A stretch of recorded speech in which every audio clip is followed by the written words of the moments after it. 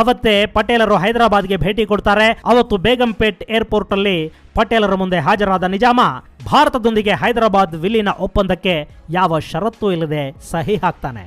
ತನ್ನದೇ radio station ಮೂಲಕ ನಿಜಾಮ ಹೈದರಾಬಾದ್ ಭಾರತದ ಜೊತೆಗೆ ವಿಲೀನವಾದ ಸುದ್ದಿಯನ್ನ ಘೋಷಿಸ್ತಾನೆ. ಹೈದರಾಬಾದ್ ಕರ್ನಾಟಕಕ್ಕೆ ನಿಜಾಮನಿಂದ ಮುಕ್ತಿ ಸಿಕ್ಕ ಆ ಐತಿಹಾಸಿಕ ಗಳಿಗೆಯನ್ನ ನಾವ್ಯಾವತ್ತಿಗೂ ಮರೆಯೋದಿಕ್ಕೆ ಸಾಧ್ಯನೇ ಇಲ್ಲ. ಗೆಳೆಯರೇ, ಇದು ಹೈದರಾಬಾದ್ ಪ್ರಾಂತ ಭಾರತದಲ್ಲಿ ವಿಲೀನಗೊಂಡ ಕಥೆ. ಈಗ ಸರ್ಕಾರ ಹೈದರಾಬಾದ್ ಕರ್ನಾಟಕವನ್ನ ಕಲ್ಯಾಣ ಕರ್ನಾಟಕ ಅಂತ ಘೋಷಿಸಿದೆ. ಅದು ನಿಜಕ್ಕೂ ಹೆಮ್ಮೆ ಪಡುವ ವಿಚಾರ. ಇನ್ನಾದರೂ ಈ ಭಾಗದಲ್ಲಿ ಉತ್ತಮ ಕೆಲಸಗಳು ನಡೆದು ಈ ಭಾಗದ ಜನರ ಬದುಕು ಮತ್ತಷ್ಟು ಹಸನಾಗಲಿ ಅಂತ ಆಶಿಸ್ತಾ ಮುಂದಿನ ಸಂಚಿಕೆಯಲ್ಲಿ ಆಪರೇಷನ್ ಪೋಲೋ ಬಗ್ಗೆ ಸವಿವರವಾದ ಮಾಹಿತಿಯನ್ನು ನಿಮ್ಮ ಮುಂದಿಡ್ತೀನಿ. ಅಲ್ಲಿವರೆಗೆ ಜೈ ಹಿಂದ್, ಜೈ ಕರ್ನಾಟಕ.